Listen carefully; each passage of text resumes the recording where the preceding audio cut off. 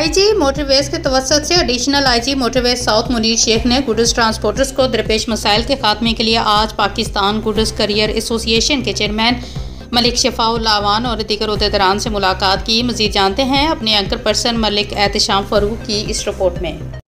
IG motorway के तवस्सुत से additional IG motorway south Munir Sheikh ने गुड ट्रांसपोर्टर्स को दरपेश मसाइल के खात्मे के लिए आज पाकिस्तान गुड्स कैरियर एसोसिएशन के चेयरमैन मलिक शफाउल्लाह अवान, कराची से गुड कैरियर एसोसिएशन के सदर मलिक शेर खान, एपका के सदर इमदाद हुसैन नकवी और दीगर आम शख्सियात से मुलाकात की।